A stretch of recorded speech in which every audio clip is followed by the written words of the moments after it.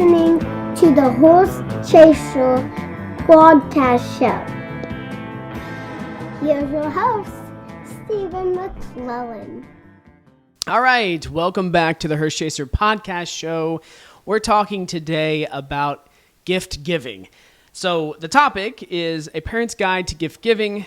Give it now or leave it later. This comes up so much in my practice, oftentimes post-gift giving.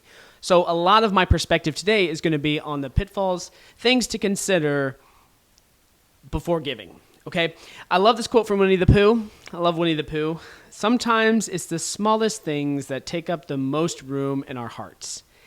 Love this. If you've ever gotten a gift from a family member, it can fill your heart. And this, though, is not about those kind of gifts. This is probably about those gifts that are practical gifts like cars or money. Those are the big ones. Or homes. These are the three big gifts that I see, and there's pros and cons with all of them. Now, the first thing I have to say is there's a lot of different reasons folks want to give gifts.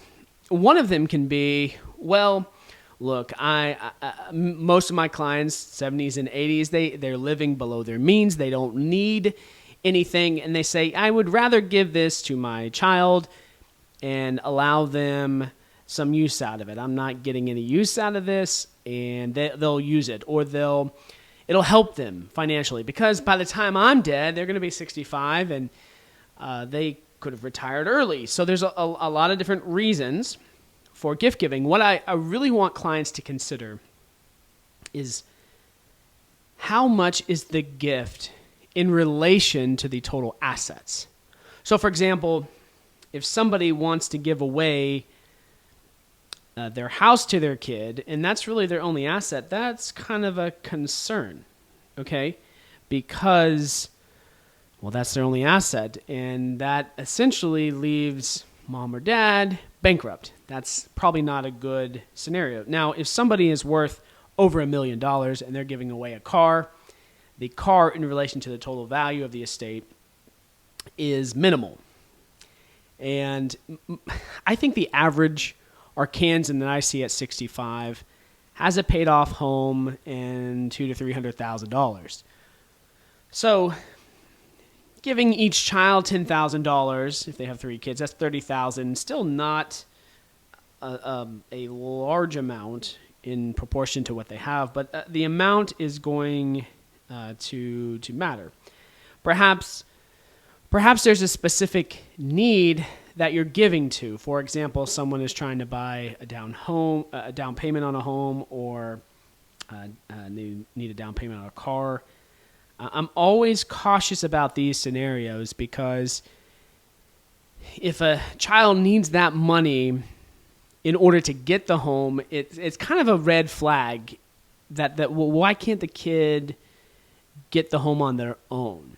Okay, so that's kind of a red flag when you give money, and maybe they can't afford it. Maybe it's giving them something that they can't manage or they can't absorb. It would be devastating to them. Maybe getting them into a home maybe they can't afford. So you have to understand what a gift is. I think that might be a best place to start. A gift is you intend to give it, and they accept it, and it's theirs. So when it's theirs, it's gone. So a lot of folks, if you're the type of person that maybe wants to put a string on it, that gets really fuzzy and awkward.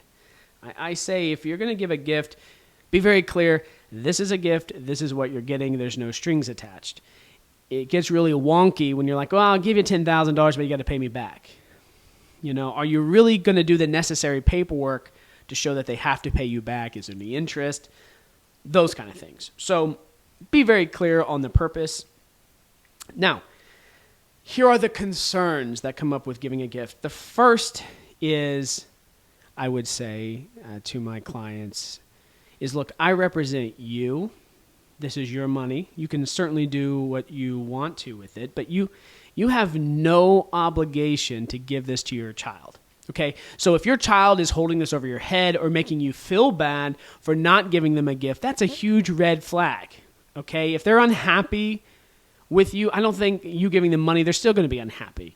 So I caution you when a child is putting pressure. If they're putting pressure on you to give a gift, probably shouldn't do it. Okay, I have a unique perspective, and I should probably say that I generally am harsher when it comes to money. I feel like children should work and earn a living and take care of themselves if they can. There are certain exceptions. There are children who maybe they were in an abusive relationship, maybe they had a drug problem, any sort of thing that impaired their ability to make good decisions, to save for themselves, and I certainly recognize that. But sometimes my concern is that just giving them money is enabling them to do things. And I see that sometimes when clients come into my office and they're talking about the gift giving that they've done in the past. And it's very clear that they've helped one kid more than the other. So one of the considerations I want you to think about is how this gift will affect the other siblings if there are any. Oftentimes, if you give something to a sibling, to one child and not the other, that's just going to lead to resentment and jealousy. Now, it may not. It could very well be the case that you got 3 kids, 2 of them are doctors, they don't need the money, and you may help the 3rd kid who doesn't have that earning potential. Totally makes sense. Even still, the doctors, the sons or daughters that are doing very well, can still feel resentment. Well, why didn't we get treated equally? So I have a saying. I heard this from a client once, and I loved it. And I think it's worth sharing when you're thinking about gifts. The client said, my assets are like energy. And I want to make sure that who I give this money to, they're going to take that energy and multiply it. It's not going to be burnt out or put out by somebody who takes it for a life of ease. And that really struck me. I thought there was a lot of wisdom in that. And I've had clients who said, I've got a kid that makes good money, kid who doesn't make, a kid that makes good money works really hard, and one that doesn't. And they said, I want to give it all to the successful kid because I know if I give it to this other kid, it's just going to be gone in 6 months or 3 months or a month even. And I think that's fair too. I think there's some wisdom in knowing what might be done with the money. So the past is probably the best indication of how that child will use money in the future. And if they haven't used money well, then they probably won't use it in the future. So again, it's yours, and you could say, well, I could give it to the child who doesn't really work very much. I'm gonna give it to the ones who have money. It's entirely up to you. I don't know if it, you run the risk, who are they going to be mad at?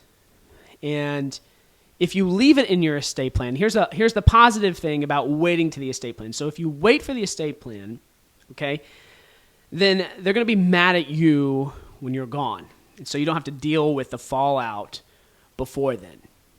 So you might say, let them be mad at you when you're gone. That's a possibility. I think the timing of things matters, okay? For example, if we're giving away things right before death, that doesn't look as well as maybe a gift.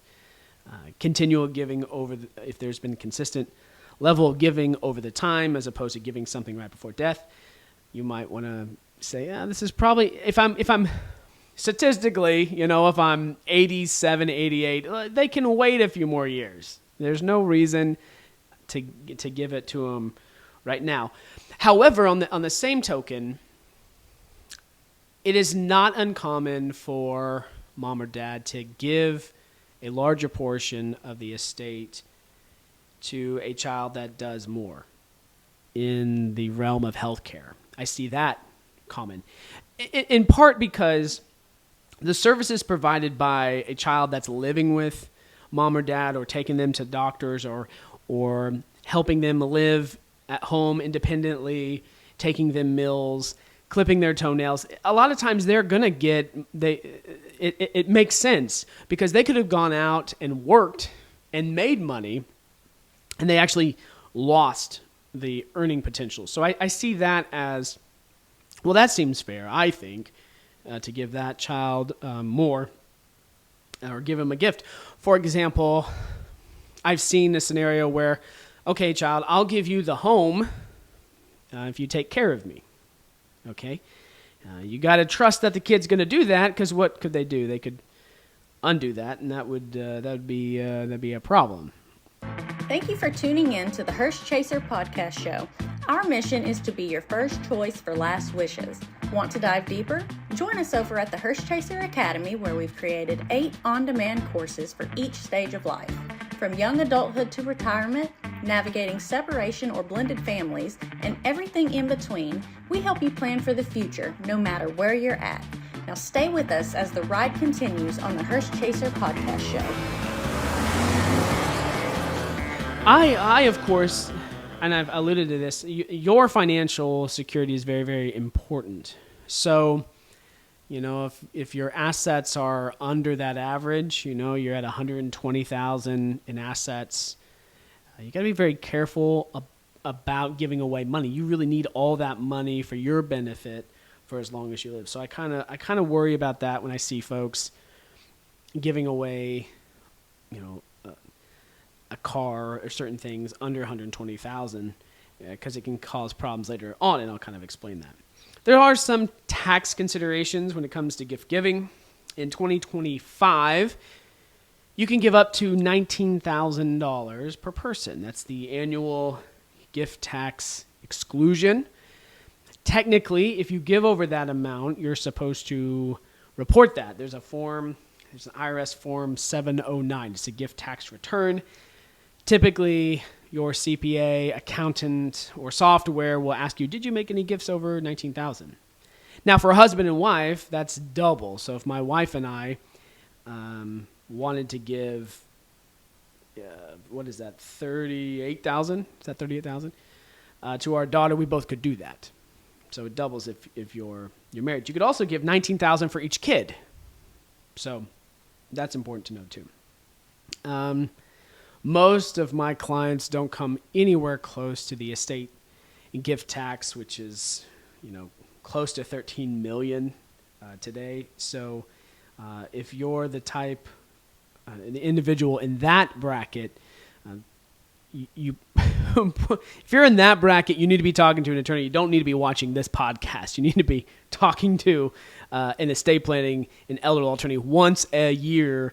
If you're in that bracket. But again, that's not most Arkansans, most Americans. So it doesn't really, it comes up, people are worried about it, but their states, when I tell them, is your state under $1 million? They're like, yeah, you don't have to worry about it. Here's one. Gifting assets can affect other taxes. For example, income tax. So, for example, let's say there's a farm that has 100 acres and it was purchased for $500 an acre. So that 100 acres was $50,000. Does that sound right? Yeah, $50,000. Well, if you give that 100 acres to your grandchild, you've carried that basis, that $50,000 basis goes to that grandchild. So whenever that child sells it, if they sell it for $4,000 an acre, that's $400,000. So their basis was $50,000.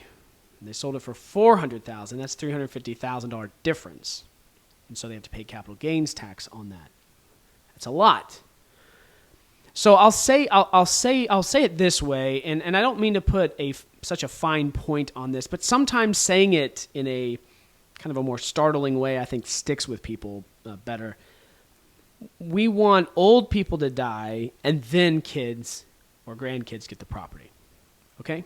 We want them to get stepped up basis, so that child gets a $400,000 asset not a $50,000 asset. So that is the biggest asset that you need to be worried about if you have land, if you have a home, rentals, those sort of things, or even stocks. Those as well. You got to be careful about those. So a lot of people, I know you want to give it away, but you have to think what might happen tax-wise. There's some other concerns too. Once it's gone, it's gone. So if you give that asset to a child, you have to, I think, come to terms with, well, stuff can happen. There can be creditor risk. There can be divorce. That can all impact those assets. The biggest one I see in my practice is related to when someone needs to go into a nursing home and they've given gifts in the past 5 years or 60 months. So a lot of times when we apply for Medicaid, we spend down the assets to $2,000. So you can't give everything away on a Friday and go into a nursing home on Monday and say, I have no assets. It doesn't work that way. So you have to tell DHS, what did you give away in the last 60 months? And when we're helping folks get that goodie, that benefit from the state, they're going to look at every car, they're going to look at every bank account, they're going to question all those transactions. And if there's not other assets, it really becomes uncomfortable with the family. We often have to go back to that family member and say, listen, you've got to give that back to mom or she's going to be disqualified and have to pay out of pocket $8,000 a month or $10,000, however much the nursing home is. And they say, well, we don't have $10,000 a month in liquidity. You say, well, give the asset back. If they say, well, I don't have it, it just becomes the worst scenario. So I think it helps if you know the average age that someone goes into a nursing home is 79. So I think early gift giving in your 70s, okay.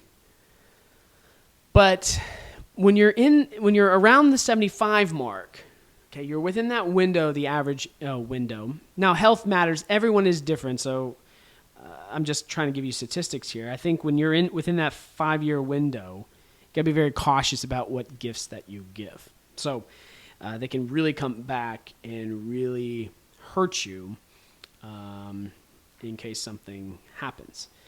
Now, one of the things we recommend is setting up an irrevocable trust where we can put assets into that irrevocable trust and it can be there for the children, grandkids, whoever the beneficiaries are. And here's the benefit. One, if I don't make it 5 years, which can happen, I can undo that thing and still get mom or dad qualified on Medicaid in other ways.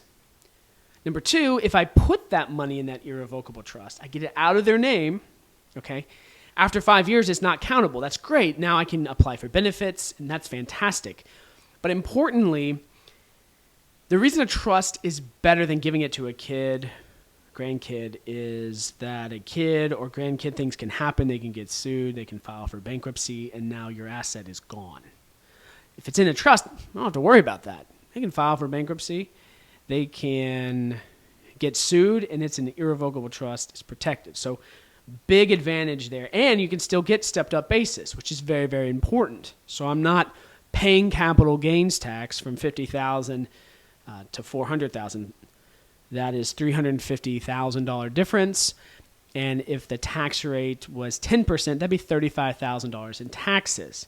So I can prevent that stepped up basis concern as well. So giving I'm a giver. I love gifts. I love to give things away. I totally understand. Maybe I should have started the presentation by saying I love gifts. It's my love language. My wife knows it's my love language. It's a good feeling. I would much rather give than receive. I think that's very true. But it comes with risk. And I think you got to think about it in terms of all the dynamics of family. I try to be as fair as I can to all three of my kids. But sometimes fair doesn't mean equal. And I could see situations where we might give more monetarily to one child than others, just based on some of the natural gifts that the others were given that one child wasn't. So those are definitely concerns.